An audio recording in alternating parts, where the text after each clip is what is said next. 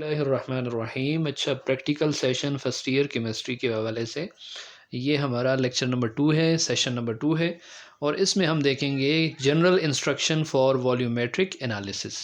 जो volumetric analysis है उसके हवाले से जनरल इंस्ट्रक्शंस क्या हैं, किन बातों का ख्याल रखना चाहिए।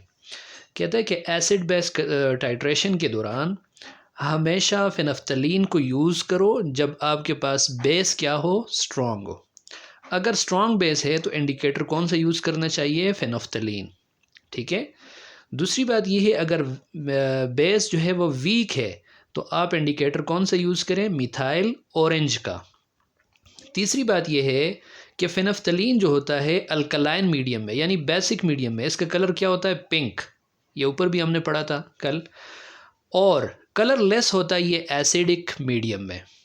ठीक है। चौथी बात जो है, मिथाइल ऑरेंज जो है ये येलो होता है अल्कलाइन मीडियम में और एसिडिक मीडियम में इसका कलर क्या होता है, ऑरेंज होता है। अब यहाँ पे आप सोच रहे होंगे कि क्या बातें हो रही हैं, तो जब आगे हम एक्सपेरिमेंट्स की तरफ जाएंगे वहाँ पे ये बातें क्लियर हो जाएंगी। ठीक है।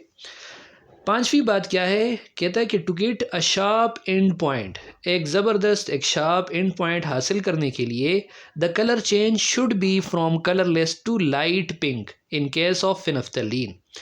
एंड पॉइंट मालूम करने के लिए यानी वो पॉइंट मालूम करने के लिए जहाँ पे रिएक्शन कंप्लीट हो चुका है, कौन सा कलर चेंज आप देखेंगे। तो फेनफ्थलीन के केस में अगर आपने इंडिकेटर यूज़ किया फेनफ्थलीन तो उस वक़्त कलर चेंज क्या होगा जी, कलर लेस से लाइट पिंक हो जाएगा। क्या हो जाएगा, कलर लेस से लाइट पिंक हो जाएगा।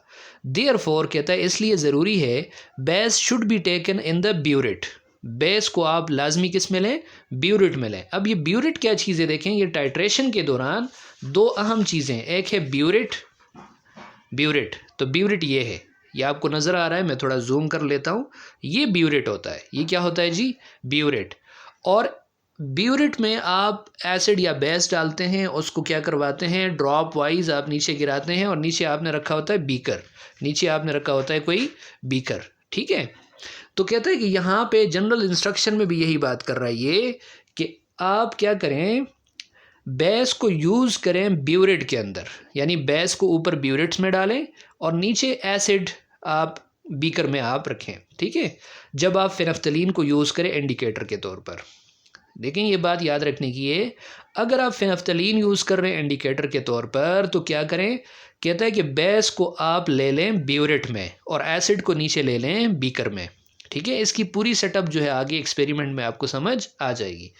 इन केस ऑफ मिथाइल ऑरेंज, और अगर आप इंडिकेटर ले रहे हैं मिथाइल ऑरेंज, तो फिर क्या करो, by taking acid in the burette, फिर आप एसिड को क्या करेंगे, ब्यूरेट में लेंगे। ठीक है। उस वक्त क्या था, ऊपर तक क्या था, फिनफ्थलीन जब आपने यूज़ किया था तो आपने ब्यूरेट में बेस लिया था। क्या लिया था आपने, बेस लिया था। जबकि अगर आप मिथाइल ऑरेंज लेते हैं तो फिर आप ब्यूरेट में क्या लें, एसिड लें ब्यूरेट के अंदर। और जो कलर चेंज की बात है, colour change at the end point will be from yellow to orange red.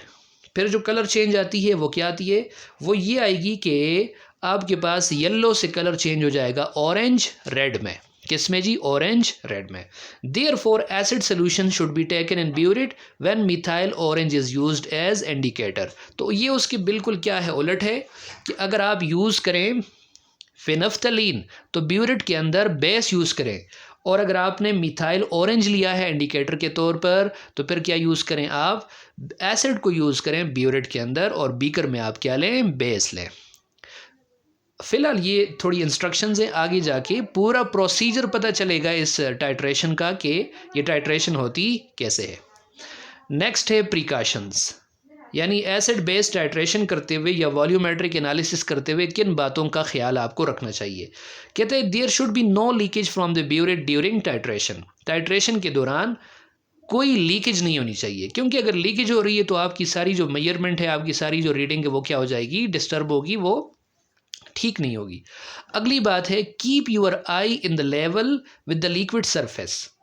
जो आप लिक्विड सरफेस को देख रहे हैं तो अपनी आंख को उसी लेवल पर लेके जाएं जिस लेवल पर लिक्विड की सरफेस है। जब आप क्या ले रहे हो, रीडिंग ले रहे हो, जब आप क्या ले रहे हो, रीडिंग। ठीक है। अब रीडिंग लेने का मतलब क्या है, फॉर एग्जांपल ये क्या है, ये ब्यूरेट है, ये आपने लिया हुआ है ब्यूरेट। ठीक है, और आपके पास क्या आ गया, एंड पॉइंट आ गया, यानी रिएक्शन कंप्लीट हो गया। तो आपके पास पहले आपने फॉर एग्जांपल यहाँ तक सोल्यूशन लिया था और ड्रॉप वाइज आप गिराए जा रहे हैं, नीचे आ रहा है बीकर के अंदर, ठीक है, और एंड पॉइंट आपको आ गया। एंड पॉइंट कैसे पता चलेगा, एंड पॉइंट पता चलता है कलर चेंज से, जो आपने इंडिकेटर यूज़ किया है। तो लाजमी बात है ये लेवल जो ये नीचे की तरफ आएगा। तो जब ये यहाँ तक आ गया तो इसकी अब आपने रीडिंग लेनी है। क्या लेनी है आपने, रीडिंग। तो रीडिंग ऐसे नहीं कि आप खड़े हुए हैं और यहाँ से आप देख रहे हैं तो रीडिंग आपकी गलत आएगी। कहता है कि जब आप रीडिंग लें तो आप इस लिक्विड की जो सरफेस है, जो सोल्यूशन की सरफेस है, इसके बराबर अपने आई को लाएं, अपने आई को इसके बराबर ला के देखें, यानी यहाँ से देखें इसको बिल्कुल सामने से, और तब आप रीडिंग को क्या करें, नोट करें। ये इसकी प्रिकॉशन है, ठीक है।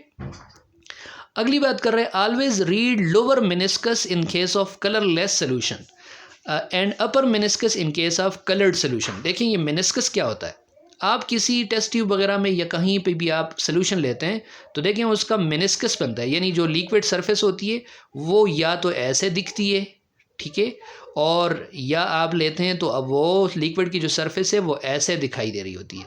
तो ये जो सरफेस है इसको कहते हैं लोअर मेनिस्कस, और ये जो सरफेस है इसको कहते हैं अपर मेनिस्कस। इसको क्या कहा जाता है, अपर मेनिस्कस, अपर मेनिस्कस, ठीक है। लोअर मेनिस्कस कब लें, जब आपके पास कलरलेस सोल्यूशन है। जब आपके पास सोल्यूशन क्या है, कलरलेस, तो लोअर मेनिस्कस की रीडिंग को आप देखें।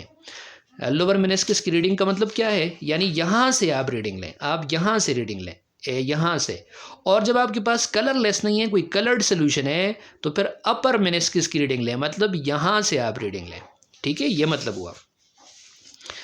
नंबर 4 है, do not waste your time in bringing the burette reading to 0 before each titration. जब आप टाइट्रेशन करवाते हैं तो कम से कम आप 3 या 4 दफ़ा आप टाइट्रेशन करते हैं। तो कहते हैं हर दफ़ा टाइट्रेशन को, ये ब्यूरिट को 0 पर लाना ज़रूरी नहीं है, 0 पर लाना ज़रूरी नहीं है, बल्कि आप उधर से ही क्या कर सकते हैं, नेक्स्ट रीडिंग ले सकते हैं। ये हम आगे एक्सपेरिमेंट में चल के देखेंगे। तो कहता है कि आप इस पर टाइम वेस्ट ना करें। तो ये आज हमने जनरल इंस्ट्रक्शंस पढ़ी वॉल्यूमेट्रिक एनालिसिस के हवाले से, और कुछ प्रिकॉशंस उसके बारे में हमने पढ़ा। नेक्स्ट हम देखेंगे कि सॉल्यूशंस आप कैसे बना सकते हैं डिफरेंट मोलैरिटीज़ के, तो उस पर हम इंशाल्लाह नेक्स्ट सेशन में बात करेंगे।